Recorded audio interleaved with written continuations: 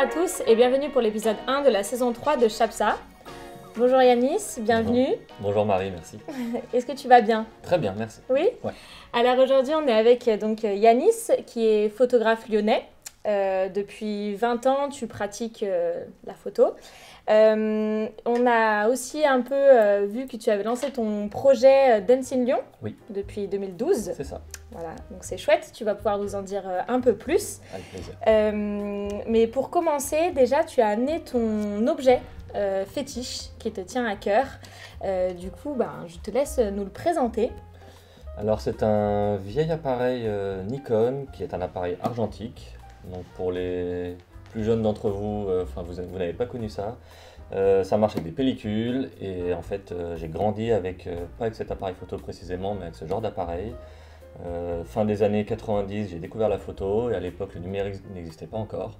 Donc je me suis fait la main sur un appareil argentique, sur des vieilles pellicules et en fait j'ai toujours grandi avec des appareils à la maison parce que ma mère dans sa jeunesse a eu une petite carrière de journaliste et il y avait des appareils qui traînaient à la maison. Donc voilà, mes premiers essais photographiques fin 90 je les ai faits en argentique et depuis quelques mois je me suis replongé dedans, donc je fais autant du numérique que l'argentique. Sympa, ok. Et du coup, depuis combien de temps tu es photographe professionnel, on va dire, sur la place lyonnaise? C'est mon métier à plein temps depuis 8 ans. D'accord. Et sachant qu'avant, je combinais deux métiers, donc celui de photographe et celui de ma carrière précédente. Donc en 2010, j'ai commencé à avoir les deux statuts. Donc ça fait maintenant 13 ans que j'ai un statut professionnel et 8 ans que je suis à plein temps. Ok, et tu es plutôt sur des photos portraits, de paysages, un peu de tout? Des choses très variées, mais uniquement des prestations auprès des entreprises. Donc je ne fais pas de tout ce qui est mariage, grossesse, portrait pour des particuliers, je ne fais pas. Okay. Par contre, je fais beaucoup d'industrie, d'architecture, de tertiaire, de scientifique. Je travaille pour des magazines, pour des médias, donc c'est quelque chose de très varié, mais je reste orienté entreprise. C'est top, c'est bien, ça permet de se centrer sur quelque chose, donc c'est cool. En tout cas, merci d'avoir apporté cet objet. C'est bien sympa de découvrir ces vieilles appareils photo. J'étais pas née, je pense, effectivement. Il marche encore celui-ci et je m'en sers très souvent. D'accord, ok, c'est sympa. Du coup, on va passer au premier mini-jeu, maintenant que tu t'es présenté. Le premier mini-jeu, donc c'est Chope ta photo. Donc je t'explique, tu vas devoir viser donc avec les petites fléchettes qui se trouvent sur la table, tu vas devoir viser un panneau avec des numéros. Chaque numéro correspond à une photo. C'est des photos qu'on a dénichées et qui représentent des moments de ta vie que tu vas nous expliquer.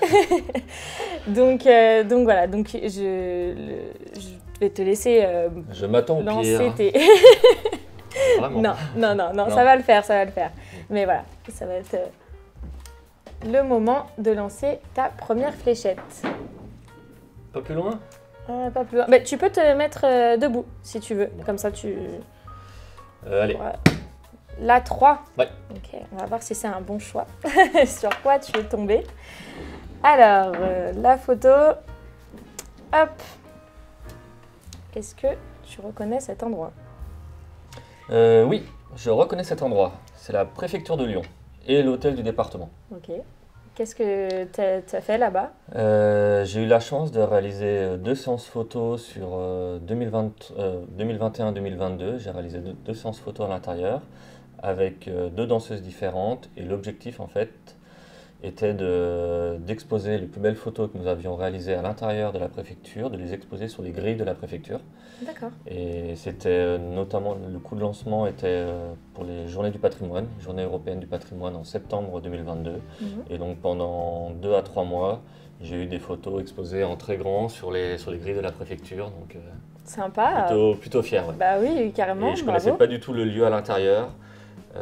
C'est juste incroyable. La préfecture à l'intérieur, il y a des salons, il y a des escaliers assez dingues. Donc si vous avez l'occasion d'y aller un jour, allez-y. Bah pourquoi pas alors, c'est bon à savoir, mais félicitations. Merci. C'est top, merci.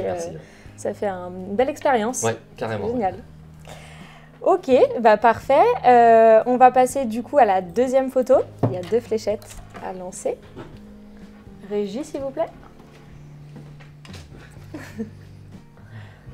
mettre un peu de, Faut bien choisir. de challenge. Bon, Et hop, on a eu. numéro 1. La numéro 1. On en parlait tout à l'heure.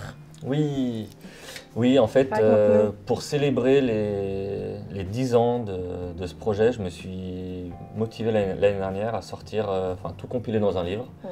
Ça faisait un moment que ça me trottait en tête. En fait, c'était un exercice super compliqué quand on est photographe et qu'on a 10 ans de projet, 10 ans de travail et de photos sur une série. Le plus dur a été de choisir les photos. En fait, je Ah m'étais ouais. ciblé, je m'étais dit, bah voilà, il faut que j'en sélectionne 100, mes 100 photos préférées, et que je les compile dans un livre. Et là, c'est comme choisir entre son fils ou sa fille, quoi. Ouais. C'est terrible, je dois avoir peut-être Oui, sur 10 ans, 8000, 9000 photos, ou ouais. je sais pas. À l'intérieur, je sais que j'ai mes préférés, je dois en avoir 200, 300, puis petit à petit, il faut réduire, arriver à 100. Donc j'ai été pas mal accompagné là-dessus avec, j'ai une collègue qui m'a écrit les textes, Mhm. donc ça m'a déjà enlevé une partie du travail. J'ai une autre collègue qui m'a aidé pour la partie graphique, pour me faire la couverture, pour la mise en page, etc. Donc ça m'a beaucoup aidé, donc j'ai pu me concentrer uniquement sur le livre et son contenu. Et donc voilà, j'ai passé tout l'été 2022 à sélectionner les photos, à essayer de proposer Ouais. des choses assez variées avec des danseurs et des danseuses, Mhm. du moderne, du classique, des choses contemporaines, de l'intérieur, de l'extérieur, du noir et blanc. Je voulais aussi que ça représente Lyon sur différents quartiers. Donc pas tout sur Bellecour, ni dans le 3e ou le 6e où j'avais vécu. Mais voilà, j'ai essayé de vraiment cartographier un peu tout Lyon. Donc voilà, je suis très fier d'avoir sorti ce volume. Bah Je oui, travaille quoi. déjà à une deuxième version avec d'autres photos prochainement. Mais, Top. Et du coup, où est-ce qu'on peut le trouver, ce livre? Faire un petit coup de pub. c'est très gentil.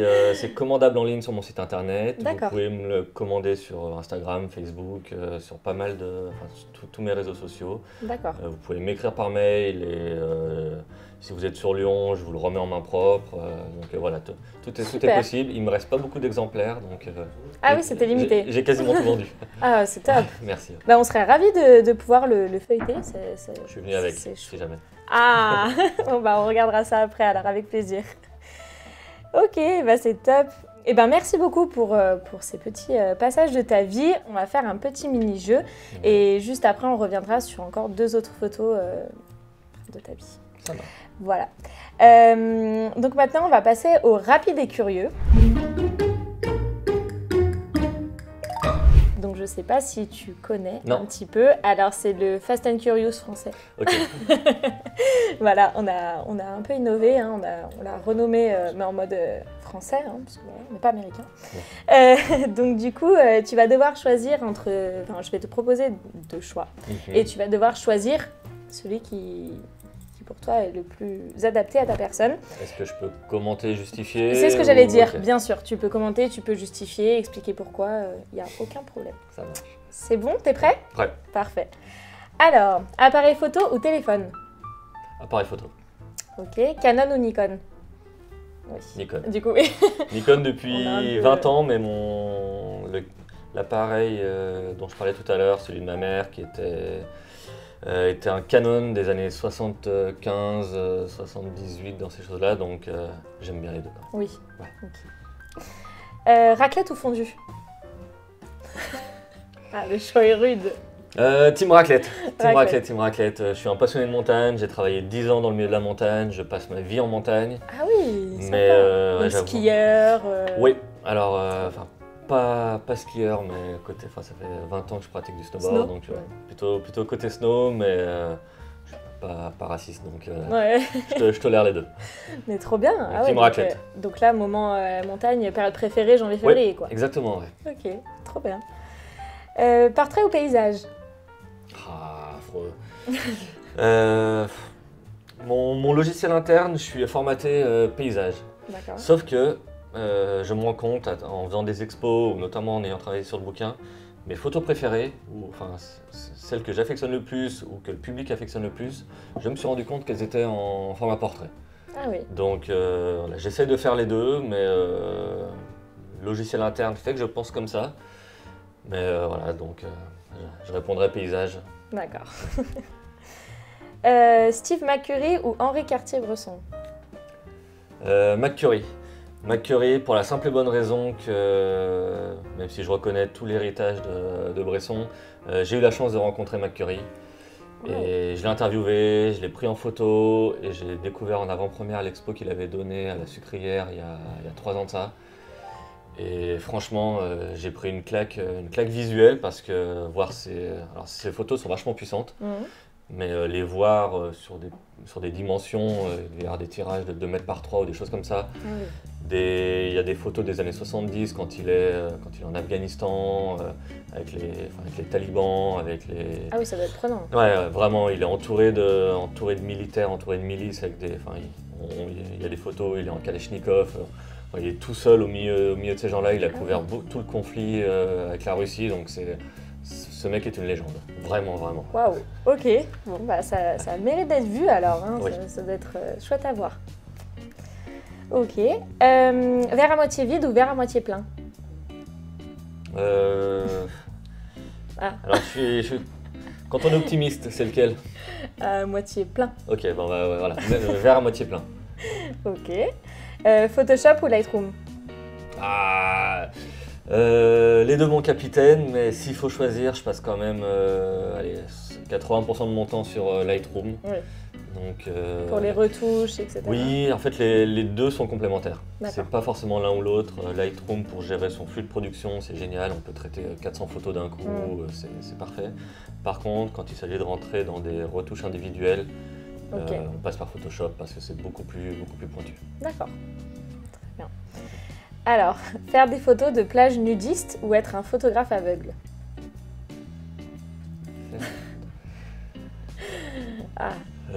C'est complexe. Bah, d'un côté, tu évoques ce qui serait sans doute mon pire cauchemar, à la fois, être aveugle quand on est photographe, c'est le pire. Plage y en a, nudiste, oui, sans doute, j'en connais pas, mais ouais, c'est un sacré challenge. Plage nudiste, ça peut être à la fois très drôle, ça peut être traité d'une manière, je sais pas, ça peut être graphique, ça peut être esthétique d'une certaine manière, donc carrément. J'irais plutôt sur team Cap d'Agde de Grande Motte, plage nudiste, quoi. Ça s'essaye, hein. Ouais. On serait ravis de voir ça. Ouais. Promis, j'essayerai. Pas maintenant, mais... Plus tard. Livre ou magazine? Magazine, parce que j'achète beaucoup de magazines, parce que je travaille pour des magazines. Donc je dirais plutôt magazine. Par contre, je lis beaucoup. Donc au quotidien, magazine, parce que je suis vachement curieux, j'ai beaucoup de centres d'intérêt, donc partons là-dessus. D'accord. Photo de nuit ou de jour? Je suis devenu fainéant, donc photo de jour. Photo de nuit, c'est un matériel différent, il faut se motiver le soir, il fait froid en ce moment, donc non. Journée, mais... Mais l'été et la nuit, ça doit être sympa. Exactement. Ouais. Plage ou montagne? Bon bah du coup. 100% montagne. On a un peu la réponse tout à l'heure. Je vais à la mer une fois tous les 5 ans maintenant.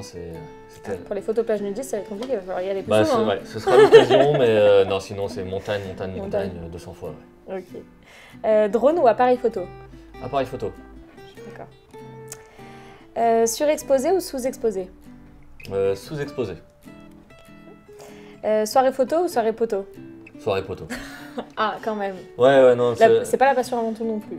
Si, mais en fait, c'est devenu mon travail. Oui. Et j'ai besoin d'avoir mes moments où je touche pas l'appareil photo. Ça m'arrive de pas toucher mon boîtier pendant 3-4 semaines. L'été, peut-être un peu plus. J'ai besoin de prendre un peu de distance. J'ai du mal maintenant à prendre des photos juste par passion. Oui. À me dire, hop, je me motive, je vais me balader, je prends des photos. Sachant que je fais, j'en sais rien, moi je vais faire 150 000 photos par an ou 90 000, oui, ou je sais pas. Voilà, j'ai pas le temps d'en prendre pour moi. Ça, c'est malheureusement devenu un outil de travail plus qu'un outil de passion. Mais pour autant, j'ai par exemple le projet d'MC Lyon qui est à la fois de la passion et du travail. J'ai pas l'impression de bosser quand je fais ces photos, donc je garde quand même beaucoup de plaisir à côté. Mais une bière comme ça entre potes, c'est toujours cool. Ouais. Ok. Du coup, photos de paysage un peu rural, urbain, ou plutôt des photos de portrait, mode mariage. Tu l'as un peu dit dans ta présentation, du coup. Oui. Mais, Ouais. Ça serait plutôt côté nature, côté urbain, mais plus de moins en moins de moins en moins de gens. D'accord. Ouais. Ok. Ouais, Marre. c'est bien. Couleur froide ou chaude? C'est du cas par cas, mais petite tendance à réchauffer quand même les tons plutôt que la refroidir. Ok. Les golden hour et tout. Ouais, plutôt. Ok. Passé ou futur? Futur. Futur. Ouais, sans aucun doute. Je... À titre d'exemple, j'ai du mal des fois à retourner dans mes vieilles photos. Des photos que j'ai faites il y a 1 an ou même 2 ans de ça. Je me dis, je suis très critique envers mon travail. Et ce qui est génial dans ce métier, c'est que j'ai tout le temps, même après 20 ans de pratique, tout le temps l'impression de progresser. Donc même des photos que j'ai faites il y a 1 mois de ça, je me dis waouh, c'est pas génial, j'aurais pu la faire mieux, j'ai appris une nouvelle technique qui fait que je la prendrai autrement. Donc définitivement futur. T'es perfectionniste, du coup. Aussi, ouais. Noir et blanc ou couleur? Ah, je savais que ça allait arriver. Ah bah, Marie, j'en étais sûr. il la fallait. Comme horizontal et vertical, 95% de mon travail est en couleur, parce que je fais beaucoup de reportages en entreprise et voilà, ça correspond à la demande. Mais par contre, certaines de mes photos les plus marquantes sont en noir et blanc. Ça fait quelque chose quand même, une Donc, photo en noir et blanc. ouais, il y a un côté, alors c'est cliché de dire ça, il y a un côté intemporel, il y a un côté plus glamour pour le portrait, pour ce genre de choses. Donc, mais malgré tout, on va dire couleur, même si je vois tout ce que je fais en argentique en ce moment, c'est que de la péloche noir et blanc, que du film noir et blanc. Donc, ça doit être canon, ça. Oui, mais mon cœur balance. Ouais. Donc, et couleur pour le boulot, parce que c'est ce qui paye les factures. Ouais. Il faut passer par là. Oui. Instagram ou Facebook? Alors Instagram, parce que clairement c'est le réseau social que j'utilise le plus. C'est celui sur lequel je passe le plus de temps et j'ai le plus d'activités. Par contre pour moi Instagram a beaucoup de défauts, beaucoup de dérives, donc Facebook, alors Facebook c'est devenu un truc de vieux maintenant. Il y a de moins en moins de... Enfin, je vois clairement sur mes 2 réseaux l'audience et les statistiques que j'ai, c'est radicalement opposé. Ouais. Donc vu que je me sens encore un peu jeune, je reste côté Instagram. Puis Instagram pour les photos c'est bien quand même, ça permet d'avoir un joli feed qui permet d'attirer peut-être un peu plus l'œil que sur Facebook où ça va être plutôt des posts. C'est vrai, par contre j'aime pas le recadrage obligatoire en carré, sur les vignettes, le carré, c'est juste à l'opposé de... Oui, je suis d'accord. C'est vrai, quand on même de la photo, c'est un ratio qui n'existe pas vraiment pour moi, du moins qui travaille en 35 mm. Donc pour ça c'est embêtant, mais oui, ça te fait un feed assez propre. Donc pour présenter des séries, c'est plus pratique que Facebook. Oui, c'est ça. Ok. Perdre toutes tes archives en photo ou perdre toutes tes connaissances? Marie, t'es dur. Perdre mes archives, c'est un peu, perdre ses sauvegardes ou perdre son travail, c'est un peu la terreur du photographe. Je suis obligé. Enfin, je multiplie les sauvegardes, les disques durs, etc. Donc j'ai des téraoctets d'archives. Donc c'est que ça m'effraierait. Après, perdre ses connaissances. Ça peut avoir du bon en fait. Oui, si c'est le théorème de Pythagore, on s'en fiche. Ouais, voilà, alors je pensais que tu parlais des connaissances photo. Oui. Perdre ses connaissances photo, d'un côté, ça me permettrait de repartir sur des nouvelles bases, apprendre des nouvelles techniques. Je sais que, avec l'expérience, encore une fois, on devient un peu fainéant ou plutôt ancré dans des... il y a des trucs, je sais que ça marche, donc je le fais. Oui. J'essaye pas de nouvelles choses. Dans beaucoup de métiers, c'est comme ça. Oui, d'ailleurs, c'est un peu j'ai pas du tout un métier routinier, mais la pratique reste, routinière. Donc ça me permettrait de repartir à zéro et d'effacer certaines mauvaises habitudes que je pourrais avoir. Donc je garde mes archives, mais je change ma manière de travailler. D'accord. Et la petite dernière, pellicule ou Polaroid? Pellicule. J'utilise les deux. Le Polaroid, je m'en sers vraiment... l'été pour déconner en soirée Oui. ou avec les mariages, etc. Mais non, si je devais garder qu'un seul appareil et qu'une seule technologie, ce serait la péloche. Ouais. Ok. Super, et ben merci pour tes questions, pour tes réponses. C'était bien sympa d'échanger, on a appris à plus te connaître du coup, donc c'est top. Merci Marie. Du coup, on va revenir sur les 2 dernières photos qui représentent des passages de ta vie. Tu vas relancer les 2 dernières flèches. Alors, où est-ce que... J'ai Alors, visé on le a 1 et fait- 3, c'est ça? Oui, Il me reste exactement, 4, 2, la 4 et 5. 5. Ah oui, la 2, bien sûr. Ouais, mais la 2, elle est trop bas. Oui. Dans l'intérêt de la régie derrière, ce sera la 4. Alors, on part sur cette photo. Très bon choix. Très bon choix, très bon choix. Donc j'ai une passion pour le voyage et notamment pour un pays qui est donc celui-ci, qui est le Japon, un pays qui me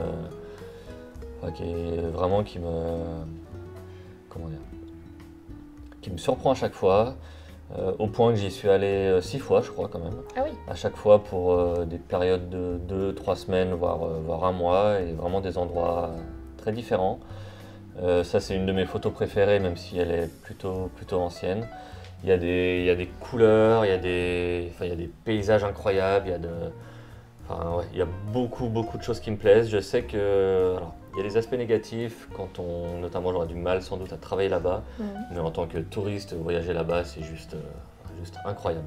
Et qu'est-ce que tu as préféré là-bas? Un endroit, je sais pas, de la nourriture, quelque chose qui t'a vraiment marqué? Alors déjà? la nourriture, c'est une évidence et je pourrais manger des sushis moi aussi, 3 fois par jour. Ouais. Il y a beaucoup de choses en dehors des sushis. Les sushis, c'est peut-être 5% de l'offre, Oui. de ce qu'on peut manger sur place, mais il y a beaucoup d'autres choses très très variées. Si j'avais une ville peut-être, non, je vais t'en donner plusieurs.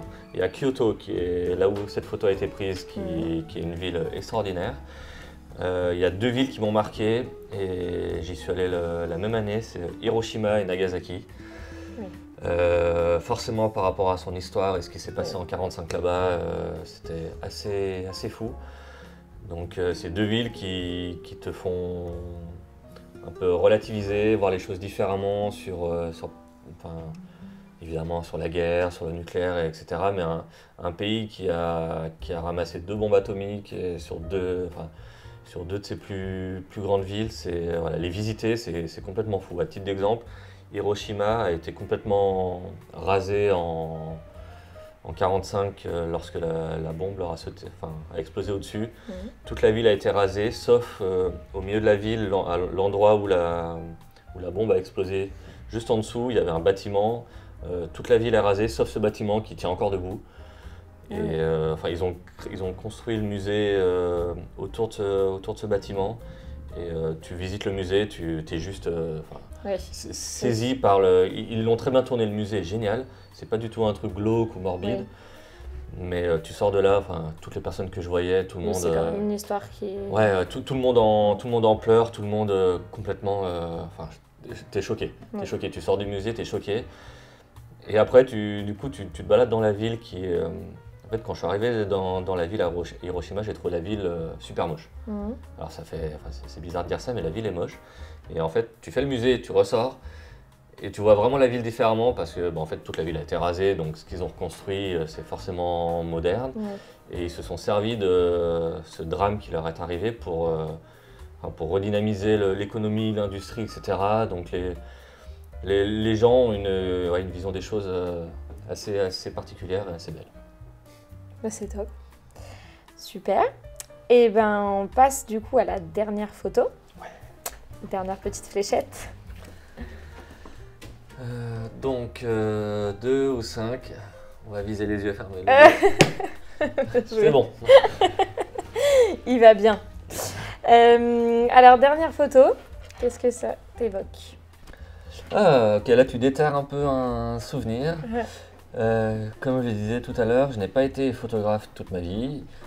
Avant ça, j'ai fait des études à l'université, donc à Lyon 3. Je suis lyonnais, donc j'ai fait des études à Lyon 3. Et j'ai eu la chance de faire la dernière année d'études, donc mon Master 2, je l'ai fait dans un pays étranger. Et j'avais le choix entre... j'avais candidaté pour 3 pays, Suède, Norvège, Danemark. Donc clairement, c'était très ciblé, très localisé. Je voulais les pays du Nord, je voulais du froid, et voilà, je voulais la mentalité scandinave. Donc j'ai été retenu pour partir au Danemark. Donc là, c'est la photo de l'université au Danemark. J'ai passé 1 an là-bas. Sympa. Et alors c'est facile de dire ça, mais c'est l'année d'études que j'ai préférée de toute ma scolarité. Après que tu la passes au Danemark, en Espagne, aux États-Unis, enfin, une année à l'étranger reste toujours incroyable. Mais voilà, j'ai rencontré des personnes avec qui j'entretiens toujours des liens. Ça a changé. Donc ça, c'était en 2008 que je suis parti là-bas. À cette époque-là, j'étais jamais sorti de l'Europe, je voyageais pas beaucoup. Et c'est depuis cette année-là, dès que je suis rentré, là, je me suis dit, bah voilà, faut que je continue à voyager parce que ça m'a énormément plu. Et l'année qui suivait, je partais en Chine, en Nouvelle-Zélande. Wow. Et voilà, après, je suis parti découvrir plein de pays. Donc, c'est génial. Si vous pouvez partir à l'étranger pendant vos études, faites-le. C'est génial, ça fait découvrir plein de cultures différentes. Des langues, des paysages, la nourriture, c'est très important. Bah oui. Et voilà, et depuis, je suis parti visiter, je suis parti encore plus haut que le Danemark, je suis parti en Norvège, en Suède. Je suis parti au-dessus du cercle polaire. Décembre dernier, je suis parti... j'ai pris un coup de sang, je suis parti au-dessus du cercle polaire juste pour faire des photos d'aurore boréale pendant une semaine. Donc pendant une semaine, il faisait nuit. Et voilà, j'ai pris mon pied, je suis parti tout seul avec mon sac à dos et appareil photo. Pendant une semaine, faire des aurores boréales. Quelle expérience! Ouais. Et il y en avait, enfin, tu as réussi à faire des belles photos? Oui. Il fait très froid. La nuit, il fait nuit toute la journée, donc c'est perturbant. Mais par contre, ça reste des souvenirs. Voilà, mon objectif est d'y aller chaque année maintenant. Ah oui, c'est un bel objectif, hein. On a connu pire. Non, sympa, ok, bon bah top. Et ben c'est génial, on apprend encore un peu plus sur toi, donc c'est top. On va te connaître par cœur à la fin de cette interview. Maintenant, on va voir si toi, tu connais par cœur Lyon et si t'es un vrai Lyonnais. Ok. Donc on va passer au jeu Vrai Gone.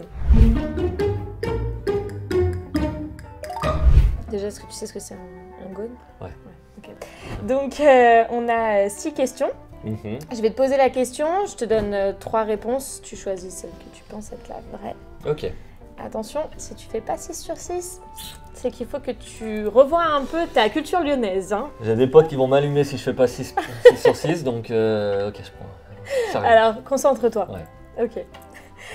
Bellecour, est la plus grande place d'Europe. Vrai, faux? Ou c'est la plus grande place d'Europe piétonne seulement? Lyon est la plus grande place piétonne d'Europe.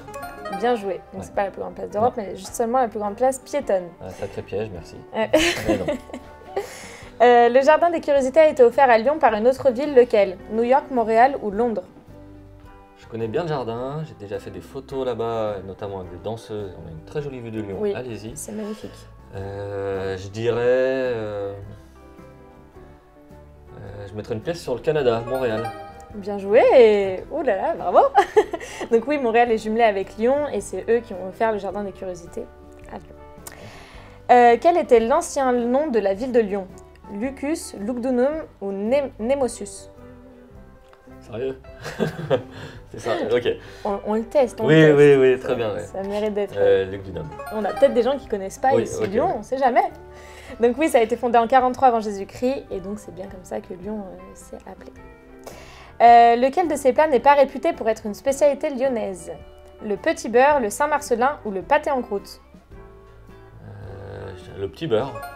Oui, bah dis donc. Saint-Marcelin, c'est peut-être pas Lyon, mais à côté quoi. C'est par là. Ouais, ça rentre dans la gastronomie lyonnaise. Mais... Voilà. Mais non, mais le petit beurre, c'est une spécialité nantaise. Donc, on est quand même, je vais pas dire en Bretagne parce que je vais me faire un peu taper sur les doigts, mais on est par là-bas. Embête les Bretons, tu dis que ça fait partie la même chose. Combien de fleuves traversent Lyon? 1, 2 ou 3? Rhône-Saône, ça fait 2. Est-ce qu'il y a un troisième? Une petite rivière, un petit torrent, mais non, 2. C'est un piège. Il y en a que 1 parce que la Saône, c'est une rivière. Ah bah voilà. Pas considéré comme un fleuve. Voilà. Non, mais il fallait une erreur.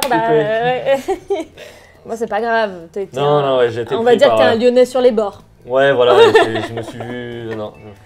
C'est pas grave, t'étais trop lancé dans ta victoire. Ouais, exactement. Ouais. Comment appelle-t-on les restaurants traditionnels de Lyon? Les tablés, les gargotes ou les bouchons? Bouchon. Bien joué, les bouchons lyonnais. Donc ça vient d'une tradition qui consistait à accrocher une botte de branchage appelée brouche à l'entrée des établissements lyonnais. Ok, ça par contre, je sais pas. Pour la petite note de culture. Et ben on a fini avec ce jeu. 5 réponses sur 6, c'est pas mal. Non, c'est pas mal, c'est pas mal, c'est pas mal. Pas 100% lyonnais, mais on va dire à 90. Bon, j'ai honte quand même. Ça va, ça va. En même temps, ceux qui pourraient me critiquer seront les premiers à se planter. C'est possible. Non, le fleuve, j'avoue que c'est quand même complexe. T'as raison, il y a la Rhône et la Saône. C'était un petit piège. Et ben écoute, je te remercie d'avoir participé. C'était vraiment génial. Voilà, n'hésitez pas à aller acheter le livre de Dancing Lyon. Vous pouvez me trouver partout sur les réseaux sociaux, voilà. Facebook, Instagram. C'est ça. Donc ton Yanis Lyon 2. J'ai 2 comptes, Yanis Lyon 2 pour la partie travail au quotidien et le compte Dancing Lyon pour dédié aux photos de danse à Lyon. D'accord. Bon bah voilà. Et ben tout le monde pourra venir regarder tes photos et tes œuvres artistiques. Merci Marie, merci Chapsa. Merci.